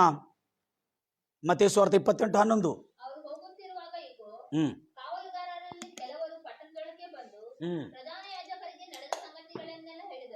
ಸೆಕ್ಯೂರಿಟಿ, ಸುಭದ್ರತೆ, ರೋಮನ್ನ ಎಲ್ಲ ಸೈನಿಕರು, ಸಮಾಧಿಗೆ ಕಾಯ್ತಿರುವವರು, ಎಲ್ಲ ವಿಷಯಗಳು ಏನೇನೋ. ಮತ್ತೊಂದು ಸರೋದ್ರಿ, ಕಾವಲುಗಾರರು, ಅವರು ಹೋಗುತ್ತಿರುವಾಗ ಕಾವಲುಗಾರರಲ್ಲಿ ಕೆಲವರು ಪಟ್ಟಣದೊಳಕ್ಕೆ ಬಂದು, ಕಾವಲುಗಾರರಲ್ಲಿ ಸಮಾಧಿಯನ್ನು ಕಾಯ್ತಾ ಇರತಕ್ಕಂಥ ಕಾವಲುಗಾರರು, ಯೇಸು ಕ್ರಿಸ್ತನ ಸಮಾಧಿಯನ್ನು ಆ ಕೆಲವು ಕಾವಲುಗಾರರು ಪಟ್ಟಣಕ್ಕೆ ಬಂದು, ನಡೆದ ಸಂಗತಿಗಳನ್ನೆಲ್ಲ, ಹಲೋ, ಯೇಸು ಕ್ರಿಸ್ತನು ಒಬ್ಬನೇ ಎದ್ದಿದ್ರೆ ಸಂಗತಿಗಳು ಒಂದು ಬರ್ತಿಲ್ಲಾಗಿತ್ತು. ಆ ನಡೆದ ಸಂಗತಿಯನ್ನೆಲ್ಲ ಹೇಳಿದ್ರಂದ್ರೆ ಒಂದು ಮಾತು, ನಡೆದ ಸಂಗತಿಗಳು ಏನಂತ ಹೇಳಲಾದೆ, ನಡೆದ ಸಂಗತಿಗಳನ್ನೆಲ್ಲ ಮಹಾಯಾಜಕರು ತಿಳಿಸಿದ್ರು. ಯೇಸು ಕ್ರಿಸ್ತನು ಪುನರುತ್ಥಾನ ಆಗಿದ್ದು ತಿಳಿಸಿದ್ರು. ಅನೇಕ ಪರಿಶುದ್ಧರ ದೇಹಗಳು ಸಮಾಧಿಯಿಂದ ಹೊರಬರ್ತಿರುವುದನ್ನು ಕೂಡ ತಿಳಿಸಿದರು. ಈ ಸುದ್ದಿಯನ್ನು ಹೊರಗೆ ತರಬಾರದು, ಈ ಸುದ್ದಿಯನ್ನು ಖ್ಯಾತವಾಗಬಾರದು, ಪಬ್ಲಿಷ್ ಆಗಬಾರ್ದು ಅನ್ನತಕ್ಕಂಥ ಉದ್ದೇಶದಿಂದ ಅಲ್ಲಿರುವ ಮಹಾಯಾಜಕರು ಏನು ಮಾಡಿದ್ರಂದ್ರೆ ಭ್ರಷ್ಟತೆ, ಲಂಚವನ್ನು ಕೊಟ್ಟಿದ್ರು ರೋಮನ್ ಸೈನಿಕರಿಗೆ. ಓದ್ತೀರಾ ಮಾತನ್ನು? ಹಿರಿಯರ ಸಂಗಡ ಕೂಡಿಕೊಂಡು ಆಲೋಚನೆ ಮಾಡಿ, ಈ ಯಾಜಕರು, ಮಹಾಯಾಜಕರು ಹಿರಿಯರ ಸಂಗಡ ಕೂತ್ಕೊಂಡು ಆಲೋಚಿಸಿ, ಸಿಪಾಯಿಗಳಿಗೆ ಬಹಳ ಹಣ ಕೊಟ್ಟು, ಸಿಪಾಯಿಗಳಿಗೆ ಮಾಮೂಲಿ ಹಣ ಕೊಡ್ಲಿಲ್ರಿ, ಬಹಳ ಹಣ ಕೊಟ್ಟು, ಅವನ ಶಿಷ್ಯರು ರಾತ್ರಿಯಲ್ಲಿ ಬಂದು ನಾವು ನಿದ್ದೆ ಮಾಡುತ್ತಿರುವಾಗ ಯೇಸು ಕ್ರಿಸ್ತನ ದೇಹವನ್ನು ಕದ್ದುಕೊಂಡು ಹೋದರೆಂಬುದಾಗಿ ಹೇಳು ಎಂದು ಹೇಳಿರಿ. ಈ ಸುದ್ದಿಯು ದೇಶಾಧಿಪತಿ ಅಂದ್ರೆ ಯಾರು? ರಾಜ್ಯಪಾಲನ ಪಿಲಾತನ ಕಿವಿಗೆ ಬಿದ್ದರೆ ಅವನನ್ನು ಸಮಾಧಾನಪಡಿಸಿ ನಿಮ್ಗೆ ಸೆಕ್ಯೂರಿಟಿ ಕೊಡ್ತೀವಿ. ನೋಡ್ರಿ, ಲಂಚ ಕೊಟ್ಟಿದ್ದಷ್ಟೇ ಅಲ್ಲದೆ ನಿಮ್ಮ ರಾಜ್ಯಪಾಲನಾಗಿರುವ ಪಿಲಾತನಿಗೆ ಒಂದು ವೇಳೆ ಈ ಸುದ್ದಿ ಏನಾದ್ರು ತಿಳಿದ್ರೆ ಅದನ್ನೆಲ್ಲ ನಾವು ಅಡ್ಜಸ್ಟ್ ಮಾಡ್ತೇವೆ, ಇದನ್ನು ಮಾತ್ರ ಶಿಷ್ಯರು ಕದ್ದುಕೊಂಡು ಹೋದ್ರಂತ ಹೇಳು. ಆದರೆ ಯೇಸು ಕ್ರಿಸ್ತನ ಪುನರುತ್ಥಾನ ಮಾತ್ರವಲ್ಲ ಇವರು ನೋಡಿದ್ದು ಅನೇಕ ಭಕ್ತರ ದೇಹವನ್ನು ಏಳುವುದನ್ನು ನೋಡಿರತಕ್ಕಂಥ ಪ್ರತ್ಯಕ್ಷ ಸಾಕ್ಷಿ, eye witness, not Christians but Roman army. ಕ್ರೈಸ್ತವರಲ್ಲ, ರೋಮಾಪುರದವರ ರೋಮನ್ ಸೈನಿಕರಾಗಿರ್ತಕ್ಕಂಥ, ಅವರು ಕ್ರೈಸ್ತವರಲ್ಲ, ರೋಮನ್ ಸೈನಿಕರಾಗಿರ್ತಕ್ಕಂಥ ಅನ್ಯರು, ಸೂರ್ಯವನ್ನು ದೇವರೆಂದು ಆರಾಧಿಸ್ತಕ್ಕಂಥ ರೋಮನರು, ಆಗಿನ ಕಾಲದಲ್ಲಿ ಸೂರ್ಯವನ್ನು ದೇವರೆಂದು ಆರಾಧಿಸ್ತಕ್ಕಂಥ ರೋಮನರು, ಅವರು ಕ್ರಿಶ್ಚಿಯನ್ರಲ್ಲ. ಅವರು ಈ ಒಂದು ಸಮಾಧಿಯಿಂದ ಎದ್ದು ಬಂದ ಯೇಸು ಕ್ರಿಸ್ತನನ್ನು ಮಾತ್ರವಲ್ಲ, ಆತನ ಜೊತೆಯಲ್ಲಿ ಎದ್ದು ಬಂದ ಅನೇಕ ಪರಿಶುದ್ಧರ ದೇಹವನ್ನು ಕಣ್ಣಾರೆ ನೋಡಿರ್ತಕ್ಕಂಥ ಈ ದೃಶ್ಯದ ನಿಮಿತ್ತ ಅವರು ಮೂರ್ಛಿತರಾಗಿ ಬಿದ್ದು ತಿರುಗಿ ಪಟ್ಟಣಕ್ಕೆ ಈ ಸುದ್ದಿಯನ್ನು ತಿಳಿಸಬೇಕನ್ನದಾಗ ಬರ್ತಾ ಇರುವಾಗ ಮಹಾಯಾಜಕರು ಇವರಿಗೆ ಲಂಚವನ್ನು ಕೊಟ್ಟಿದ್ದು ಇವತ್ತಿಗೂ ಆ ದೇಶದಲ್ಲಿ ಮಾತಾಡಿಕೊಳ್ಳುತ್ತಾರಂತೆ. ಮುಂದೆ ಹೋದ್ರಿ ಬ್ರದರ್. ನಿಮಗೆ 12 ಓದಪ್ಪ. ಮತ್ತು ಇವರು ಹಾ, ಹಿರಿಯರೊಂದಿಗೆ ಕೂಡಿ ಬಂದು ಮಹಾಯಾಜಕರು, ಯಹೂದ್ಯರು, ಮತಸ್ಥರು ಹಿರಿಯರೊಂದಿಗೆ ಕೂಡಿ ಬಂದು ಒಂದು ಯೋಜನೆ ಮಾಡಿ, ಆಲೋಚನೆ ಮಾಡಿ, ಸೈನಿಕರಿಗೆ ಬಹಳ ಲಂಚವನ್ನು ಕೊಟ್ಟು, ನಾವು ನಿದ್ರೆ ಮಾಡುವಾಗ ಆತನ ಶಿಷ್ಯರು ಯೇಸು ಕ್ರಿಸ್ತನ ದೇಹವನ್ನು ಹೊತ್ತುಕೊಂಡು ಹೋದರ ಎಂಬುದಾಗಿ ತಿಳಿಸು. ಮುಂದೆ ಇದನ್ನು ಗವರ್ನರ್ಗೆ, ಒಂದು ವೇಳೆ ಗವರ್ನರ್ ಗಮನಕ್ಕೆ ಬಂದ್ರೆ, ಅಂದ್ರೆ ಪಿಲಾತುನ ಗಮನಕ್ಕೆ ಬಂದ್ರೆ,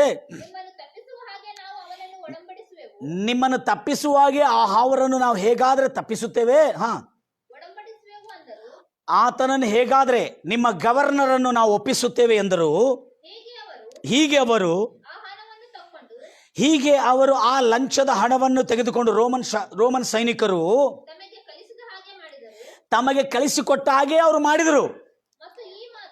ಮತ್ತು ಈ ಸುದ್ದಿ, ಈ ಭ್ರಷ್ಟಾಚಾರದ ಈ ಸುದ್ದಿ ಸಾಧಾರಣವಾಗಿ ಈ ದಿನದವರೆಗೂ ಯಹೂದ್ಯರ ಮಧ್ಯದಲ್ಲಿ ಹರಡಿಕೊಂಡಿದೆ. ಯಾಕಂದ್ರೆ ಈ ಲಂಚ ಕೊಟ್ಟಿದ್ದ ವಿಷಯ, ಆ ಮಹಾಯಾಜಕರು, ಯಹೂದ್ಯರ, ಇಸ್ರಾಯೇಲರ ಮಹಾಯಾಜಕರು ಲಂಚ ಕೊಟ್ಟಿದ್ದ ವಿಷಯ, ಅವರು ಈ ಸುದ್ದಿಯನ್ನು ತಿಳಿಸಬಾರದು ಅನ್ನತಕ್ಕಂಥ ವಿಷಯ, ಆ ಸಮಾಧಿಯಿಂದ ಎದ್ದು ಬಂದು ಯೇಸು ಕ್ರಿಸ್ತನು ಪುನರುತ್ಥಾನನ ಆಗಿದ್ದ ವಿಷಯ, ಅದು ಮಾತ್ರವಲ್ಲದೆ ಎಲ್ಲ ಪರಿಶುದ್ಧರ ದೇಹವು ಅದರೊಳಗಿಂದ ಎದ್ದು ಬಂದ ವಿಷಯ, ಎಲ್ಲವನ್ನು ಗುಪ್ತವಾಗಿಡಬೇಕಂಥೇಳಿ ಏನು ಲಂಚವನ್ನು ಕೊಟ್ಟಿದ್ರು, ಈ ದಿನದವರೆಗೂ ಅಲ್ಲೇ ಆ ಮಾತು ಕೇಳಿಸಲ್ಪಡ್ತದೆ.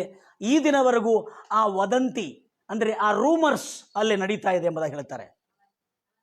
ಗಂಭೀರವಾಗಿ ಹೇಳ್ತೀರಿ ನನ್ನ ಪ್ರಿಯ ಸಹೋದರಿ, ನಾನು ಹೇಳೋದೇನೆಂದರೆ, ಮೃತ್ಯುಂಜಯನಾಗಿರ್ತಕ್ಕಂಥ ಯೇಸು ಕ್ರಿಸ್ತು, ಮರಣವನ್ನು ಜಯಿಸಿರ್ತಕ್ಕಂಥ ಯೇಸು ಕ್ರಿಸ್ತು ತನ್ನ ಮರಣವನ್ನು ಮಾತ್ರವಲ್ಲ, ತನ್ನ ಜೊತೆಯಲ್ಲಿ ಪರಿಶುದ್ಧರ ಮರಣವನ್ನು ಕೂಡ ಜಯಿಸಿ ಸಮಾಧಿಯಿಂದ ಹೊರತಂದ ಆ ಸತ್ಯ, ಆ ಒಂದು ಇತಿಹಾಸದ ದಾಖಲೆ ಪ್ರಪಂಚವನ್ನೇ ಅಲ್ಲೋಲ್ ಕೊಲ್ಲಲಾಗಿ, ಪ್ರಪಂಚವನ್ನೇ ಅಯೋಮಯವಾಗಿ, ಪ್ರಪಂಚವನ್ನೇ ಆಶ್ಚರ್ಯ ಪಡುವಂತೆ, ಪ್ರಪಂಚವನ್ನೇ ಇವತ್ತಿಗೂ ಕದಲಿಸುತ್ತಾ ಇದೆ. ಆ ಯೇಸು ಕ್ರಿಸ್ತನ ಪುನರುತ್ಥಾನದ ಶಕ್ತಿ ಅಂದರೆ ಅದು ಸಾಧಾರಣವಾದ ಶಕ್ತಿಯಲ್ಲ. ಮರಣವನ್ನು ಜಯಿಸಿ, ಆತನ ಮರಣವನ್ನು ಮಾತ್ರವಲ್ಲದೆ ಆದಿ ಕಾಲದಿಂದ ತೀರಿ ಹೋಗಿರ್ತದೆ ಅನೇಕ ಪರಿಶುದ್ಧರ ಮರಣವನ್ನು ಜಯಿಸಿ ಎದ್ದೇಳಿ ಬಂದ ಆ ಸತ್ಯ ಇವತ್ತಿಗೂ ಭೂಲೋಕದಲ್ಲಿ ನಾವು ಸಾರ್ತಾ ಇದ್ದೇವೆ. Praise Lord Jesus. ಗಂಭೀರವಾಗಿ ಹೇಳ್ತಿರಲ್ವಿಯ. ಆದ ಕಾರಣ ದೇವರ ಮಕ್ಕಳೇ, ಈ ಒಂದು ಸತ್ಯ ಕ್ರಿಸ್ತ ಪೂರ್ವದಲ್ಲಿ ಕೂಡ, ಆದಿ ಕಾಂಡದಿಂದ ಕೂಡ ಉಲ್ಲೇಖಿಸಲ್ಪಟ್ಟಿದೆ. ಯೇಸು ಕ್ರಿಸ್ತನ ಮೊದಲನೇ ಆಗಮನದಲ್ಲಿ ಅನೇಕ ಸತ್ತ ದೇಹಗಳನ್ನು, ಪರಿಶುದ್ಧರ ದೇಹವನ್ನು ಯೇಸು ಕ್ರಿಸ್ತನು ತನ್ನ ದೇಹದೊಟ್ಟಿಗೆ ಅವರನ್ನು ಎಬ್ಬಿಸಿಕೊಂಡು ಬರುವನಂತೇಳಿ ಯೆಶಾಯ ಪ್ರವಾಚಕನ ಪುಸ್ತಕ 26ನೇ ಅಧ್ಯಾಯ 19ನೇ ವಚನ ಓದ್ತಿರಿ.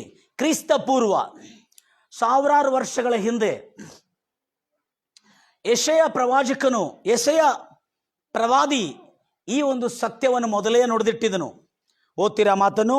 ಯೆಶಾಯ 26:19 ಸ್ಪಷ್ಟವಾಗಿ ಬರೆಯಲ್ಪಟ್ಟಿದೆ. ಇಲ್ಲಿ ನೋಡ್ರಿ, ಪ್ರವಾದಿ ಹೇಳ್ತಾ ಇದ್ದಾನೆ, ಮೃತರಾದ ನಿನ್ನ ಜನರು, ಅಂದ್ರೆ ಇಸ್ರಾಯೇಲರ ಜನರು, ಅಂದ್ರೆ ದೇವ ಜನರು, ಮೃತರಾದ ನಿನ್ನ ಜನರು ಮತ್ತು ತಿರುಗಿ ಬದುಕುವರು. ಅರ್ಥ ಆಯ್ತಾ? ನನ್ನವರ ಅಂದ್ರೆ ಅರ್ಥ ಏನು? ಪರಿಶುದ್ಧರ ದೇಹಗಳು ಏಳುವವು. ಧೂಳಿನಲ್ಲಿ ಅಂದ್ರೆ ಮಣ್ಣು ಸತ್ತಿದ ನಂತರ ಮಣ್ಣಾಗ್ತದೆ, ಮಣ್ಣಲ್ಲೇ ಸೇರಿದ ನಂತರ ಧೂಳಾಗ್ಬಿಡ್ತಾರೆ, ಮತ್ತು ತಿರುಗಿ ಅಲ್ಲೇ ಆ ದೇಹವನ್ನು ನೋಡ್ಲಿಕ್ಕಾಗೋದಿಲ್ಲ, ಎಲುಬು ಕೂಡ ಕಾಣೋದಿಲ್ಲ. ಹಾಗೆ ಧೂಳಿನ ನಿವಾಸಿಗಳೇ ಎಚ್ಚೆತ್ತುಕೊಂಡು ಎದ್ದೇಳಿ ಹರ್ಷಧ್ವನಿಯನ್ನು ಮಾಡಿರಿ, ಯಾಕಂದ್ರೆ ನೀನು ಸುರಿಯುವ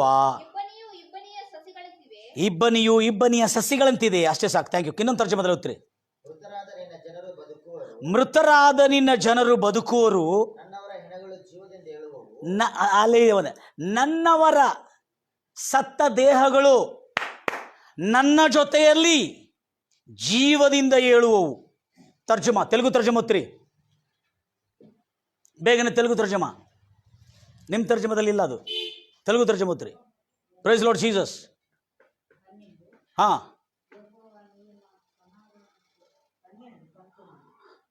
26:19. మృతులైన నీవారు బ్రతుకును, నా వారి శవం. మృతురాದ ನಿನ್ನ ಜನರು ಬದುಕೋರು, ನನ್ನವರ ದೇಹಗಳು ಹಾ, ಕಂಟಿನ್ಯೂ ಓದ್ರಿ ಬ್ರದರ್. ಹಾ ಹಾ, ಅಷ್ಟೇ ಸಾಕು. ಇಲ್ಲೇ ಇಂಗ್ಲಿಷಲ್ಲಿ ಓದ್ತಾ ಇದ್ದೇವೆ. ನನ್ನವರ ದೇಹಗಳು ಜೀವದಿಂದ ಏಳುವವು, ಮಣ್ಣಿನಲ್ಲಿ ಮಣ್ಣಾಗಿ ಧೂಳಾಗಿ ಹೋಗಿದ್ದವರೇ ಎಚ್ಚೆತ್ತುಕೊಂಡು ಹರ್ಷಧ್ವನಿಯನ್ನು ಹಾಡಿರಿ ಎಂಬುದಾಗಿ ಹೇಳ್ತಾನೆ. ಇಲ್ಲಿ ನಾನು ಓದ್ತೇನೆ, listen carefully. Your dead shall alive together with my dead body. Listen carefully, brothers and sisters. They shall arise. Brother, ನನ್ನ ಮೃತ ದೇಹದೊಂದಿಗೆ ನಿನ್ನ ಇಸ್ರಾಯೇಲಿನ ಪರಿಶುದ್ಧರು ತೀರಿಕೊಂಡಿರುವ ಎಲ್ಲರ ದೇಹಗಳು ನನ್ನ ದೇಹದೊಟ್ಟಿಗೆ ಏಳುವವು ಎಂದು ಯೆಶಾಯ ಪ್ರವಾಚಕನ ಪುಸ್ತಕದಲ್ಲಿ 26:19 ಸ್ಪಷ್ಟವಾಗಿ ಬರೆಯಲ್ಪಟ್ಟಿರುವಂಥ ಈ ಪ್ರವಚನವು ಯೇಸು ಕ್ರಿಸ್ತನು ಸತ್ತು ಪುನರುತ್ಥಾನನಾಗುವ ಸಮಯದಲ್ಲಿ ಆ ಎಲ್ಲ ಪರಿಶುದ್ಧರ ದೇಹವು ಎದ್ದೇಳಿ ಬಂದಿದ್ದನ್ನು ವಾಸ್ತವಿಕವಾದ ಸತ್ಯ ಇತಿಹಾಸ ರಚಿಸಲ್ಪಟ್ಟಿದೆ. ಮತ್ತು ಅಷ್ಟೇ ಅಲ್ಲದೆ ಆ ಸತ್ಯ ಇವತ್ತಿಗೂ ಅಲ್ಲಿ ಕೇಳಲ್ಪಡ್ತಾ ಇದೆ. ಗಂಭೀರವಾಗಿ ಹೇಳ್ತೀರಲ್ವಿಯ, ಮನೋಪೂರ್ವಕದಿಂದ ಹೇಳ್ತೀರಲ್ವಿಯ. ಅದಕ್ಕಾಗಿ ನನ್ನ ಪ್ರಿಯ ಸಹೋದರಿ ರೋಗಿಗಳನ್ನು ಗುಣಪಡಿಸಿದ್ದು ದೊಡ್ಡ ಮಾತಲ್ಲ. ಯೇಸು ಕ್ರಿಸ್ತನು ಅನೇಕ ಹುಟ್ಟು ರೋಗಿಗಳನ್ನು ಗುಣಪಡಿಸಿದ್ದು ಕೂಡ ಅದು ಕೂಡ ಅಷ್ಟೇನು ದೊಡ್ಡದಲ್ಲ. ಸತ್ತವರನ್ನು 12 ತಾಸಿಂದ ಸತ್ತವರನ್ನು ಎಬ್ಬಿಸಿದ್ದು ಕೂಡ ದೊಡ್ಡ ವಿಷಯ ಅಲ್ಲ. 4 ದಿನವಾಯಿತು ಸತ್ತು ಲಾಜರನು, ಅವನನ್ನು ಎಬ್ಬಿಸಿದ್ದು ಕೂಡ ದೊಡ್ಡ ವಿಷಯ ಅಲ್ಲ. 4000 ವರ್ಷಗಳಿಂದ ಸಾಯ್ತಾ ಬಂದಿರತಕ್ಕಂಥ ಎಲ್ಲ ಭಕ್ತರ ದೇಹವನ್ನು ಯೇಸು ಕ್ರಿಸ್ತನ ಪುನರುತ್ಥಾನ ದಿನದಲ್ಲಿ ಅವರನ್ನೆಲ್ಲ ಎಬ್ಬಿಸಿಕೊಂಡು ಬಂದಿರುವುದು ಮಹಾದೊಡ್ಡ ಇತಿಹಾಸ ಎಂಬುದಾಗಿ ಪ್ರಪಂಚ ಇವತ್ತಿಗೂ ಅದನ್ನು ನೆನೆಸಿಕೊಂಡು ಕ್ರಿಸ್ತ ಪೂರ್ವ ಕ್ರಿಸ್ತ ಶಕ ಅನ್ನತಕ್ಕಂಥ ಒಂದು ದೊಡ್ಡ ಪದಕ ಆ ಯೇಸು ನಾಮಕ್ಕೆ ಕೊಡಲಾಗಿದೆ. ಅದಕ್ಕಾಗಿ ಕ್ರಿಸ್ತ ಪೂರ್ವ ಕ್ರಿಸ್ತ ಶಕ, ಯೇಸು ಕ್ರಿಸ್ತನ ಜನ್ಮದಿಂದ ಆ ಒಂದು ಕ್ರಿಸ್ತ ಪೂರ್ವ ಕ್ರಿಸ್ತ ಶಕ ಅನ್ನತಕ್ಕಂಥ ಒಂದು ಟೈಟಲ್, ಒಂದು ಪದಕ. ಈ ಪದಕ ಪ್ರತಿಯೊಂದು ದಿನಾಂಕಗಳು ಇಶ್ವಿಗಳು ಹೇಳಬೇಕಾದ್ರೆ, ಯಾವುದಾದ್ರೆ ಇತಿಹಾಸದ ಇಶ್ವಿಗಳು ಹೇಳಬೇಕಾದ್ರೆ ಅಥವಾ ಇತಿಹಾಸ ಪುರುಷನ ಕಾಲಗಳು ಹೇಳಬೇಕಾದ್ರೆ ಕ್ರಿಸ್ತ ಪೂರ್ವ ಕ್ರಿಸ್ತ ಶಕ ಅನ್ನತಕ್ಕಂಥ ಈ ಪದಕ ಯೇಸು ಕ್ರಿಸ್ತನಿಗೆ ಯಾಕೆ ಕೊಡಲಾಗಿದೆ ಅಂದರೆ, ಆತನು ಅನೇಕ ಸತ್ತ ದೇಹಗಳನ್ನು ಎಬ್ಬಿಸಿಕೊಂಡು ಬಂದ, ತಾನು ಎದ್ದಿದ. ಆದರೆ ಭೂಲೋಕದಲ್ಲಿ ಯಾರೂ ಮರಣವನ್ನು ಜಯಿಸಲಿಲ್ಲ. ಮರಣವನ್ನು ಜಯಿಸ್ತಕ್ಕಂಥ ಸಾಮರ್ಥ್ಯ ಯಾರಿಗೂ ಇಲ್ಲ ಅನ್ನತಕ್ಕಂಥ ಸತ್ಯ ನಾವು ತಿಳಿದುಕೊಂಡಿರ್ತೇವೆ. ನನ್ನ ಎಲ್ಲ ಪ್ರಿಯ ಸಹೋದರಿ, ನಿಮ್ಮ ರೋಗಗಳು ದೊಡ್ಡದಲ್ಲ, ನಿಮಗೆ ಬಂದಿರತಕ್ಕಂಥ ಸಮಸ್ಯೆಗಳು ದೊಡ್ಡದಲ್ಲ, ನಿಮಗೆ ಪೀಡಿಸ್ತಿರ್ತಕ್ಕಂಥ ವ್ಯಾಧಿಗಳು ದೊಡ್ಡದಲ್ಲ, ನಿಮ್ಮ ಜೀವನದಲ್ಲಿ ಕಾಡ್ತಿರ್ತಕ್ಕಂಥ ಕೇಡುಗಳು ದೊಡ್ಡದಲ್ಲ. ಯೇಸು ಕ್ರಿಸ್ತ ನಾಮದಲ್ಲಿ ನಿಮ್ಮ ಎಲ್ಲ ಕೇಡುಗಳು, ನಿಮಗೆ ಬಂದಿರತಕ್ಕಂಥ ಎಲ್ಲ ಸಮಸ್ಯೆಗಳು, ನಿಮಗೆ ಪೀಡಿಸ್ತಕ್ಕಂಥ ಎಲ್ಲ ನೋವುಗಳು, ದುಃಖಗಳು, ವ್ಯಾಧಿಗಳು, ಗುಣವಾಗಲಾರದಂಥ ಸೋಂಕುಗಳು ಅದು ದೊಡ್ಡದಲ್ಲ. ಯೇಸು ಕ್ರಿಸ್ತ ನಾಮದಲ್ಲಿ ನೀವೆಲ್ಲರೂ ಖಚಿತವಾಗಿ ಗುಣಮುಖಾಗಲಿ ಎಂಬುದಾಗಿ ನಾನು ಹಾರೈಸುತ್ತಾ ಇದ್ದೇನೆ. ನನ್ನ ಜೊತೆಯಲ್ಲಿ ಎಲ್ಲರೂ ಪ್ರಾರ್ಥಿಸೋದಾದರೆ ನಾನು ನಿಮಗಾಗಿ ಪ್ರಾರ್ಥಿಸುತ್ತೇನೆ. ನಮ್ಮನ್ನು ಕಾಯ್ದು ಕಾಪಾಡಿ ನಮ್ಮನ್ನು ಪ್ರೀತಿಸಿರುವಂಥ ನಮ್ಮ ತಂದೆಯಾದ ದೇವರೇ, ನಿನಗೆ ಸ್ತೋತ್ರ ಉಂಟಾಗಲಿ ಕರ್ತನೆ. ಇವತ್ತು ಪುನರುತ್ಥಾನದ ಶಕ್ತಿ ಏನು ಎಂಬುದಾಗಿ ನಾವು ಇವತ್ತೆಲ್ಲ ತಿಳಿದಿದೆ ರಾಜ. ಅದು ಯೇಸು ಕ್ರಿಸ್ತನು ಮಾತ್ರವಲ್ಲ ಪುನರುತ್ಥಾನವಾಗಿದ್ದು 4000 ವರ್ಷಗಳಿಂದ ಮಾನವನ ಸೃಷ್ಟಿಸಿದಾಗಿಂದ ಯಾರ್ಯಾರು ಪವಿತ್ರರು ಪರಿಶುದ್ಧರು ತೀರಿ ಹೋಗಿದ್ರು ಅವರೆಲ್ಲರಿಗೂ ಯೇಸು ಕ್ರಿಸ್ತನ ಪುನರುತ್ಥಾನವನ್ನು ನೀಡಿ ಅವರ ಶೇಹಗಳನ್ನು ಮರಣದಿಂದ ಜಯಿಸಿ ಅವರನ್ನು ಹೊರತಂದು ಜಯಿಸಿರುವ ದಿನವೆಂಬುದಾಗಿ ನಾವು ಈಸ್ಟರನ್ನು ಹರ್ಷಿಸುತ್ತೇವೆ, ಸಂಭ್ರಮಿಸುತ್ತೇವೆ, ಅದನ್ನು ನಾವು ಸ್ಮರಿಸುತ್ತೇವೆ ಅನ್ನತಕ್ಕಂಥ ಸತ್ಯವನ್ನು ನಾವು ತಿಳಿದುಕೊಂಡಿದ್ದು ರಾಜ. ಎಲ್ಲರಿಗೆ ಶುಭವಾಗಲಿ, ಎಲ್ಲರಿಗೆ ಆರೋಗ್ಯ ಉಂಟಾಗಲಿ, ಎಲ್ಲರ ಸಮಸ್ಯೆಗಳು ತೀರಲಿ ಎಂಬುದಾಗಿ ಹಾರೈಸುತ್ತಾ ಯೇಸು ಕ್ರಿಸ್ತ ನಾಮದಲ್ಲಿ ಪ್ರಾರ್ಥಿಸಿ ಬೇಡಿ ಹೊಂದಿದ್ದೇನೆ ತಂದೆ. ಪರಲೋಕ ನನ್ನ ಸಹೋದರಿ ಸಹೋದರೇ, ಇನ್ನು ಕ್ರಿಸ್ತನ ಪುನರುತ್ಥಾನದ ದಿನದಲ್ಲಿ ಮಹತ್ವ ಕಾರ್ಯಗಳು ನಡೆದಿದೆ. ಕ್ರಿಸ್ತನ ಪೂರ್ವದಿಂದಲೂ ಪುನರುತ್ಥಾನದ ವಿಷಯದಲ್ಲಿ ಬೈಬಲಲ್ಲಿ ಉಲ್ಲೇಖಿಸಲ್ಪಟ್ಟಿದೆ. ಆದಿಕಾಂಡದಲ್ಲಿ ಕೂಡ ಪುನರುತ್ಥಾನದ ವಿಷಯದಲ್ಲಿ ಉಲ್ಲೇಖಿಸಲ್ಪಟ್ಟಿದೆ. ಯೋಬುವಿನ ಪುಸ್ತಕದಲ್ಲಿ ಕೂಡ ಪುನರುತ್ಥಾನದ ವಿಷಯದಲ್ಲಿ ಉಲ್ಲೇಖಿಸಲ್ಪಟ್ಟಿದೆ. ಯೆಶಾಯ ಪ್ರವಾಚನ ಪುಸ್ತಕದಲ್ಲಿ ಕೂಡ ಪುನರುತ್ಥಾನದ ಕುರಿತು ಉಲ್ಲೇಖಿಸಲ್ಪಟ್ಟಿದೆ. ಸ್ವಲ್ಪ ಪುನರುತ್ಥಾನದ ವಿಷಯದಲ್ಲಿ ಧ್ಯಾನಿಸಿ ತದನಂತರ ಮತ್ತು ಬೆಳಕಿನ ಸಂದೇಶಕ್ಕೆ ಹೋಗೋಣ. God bless you.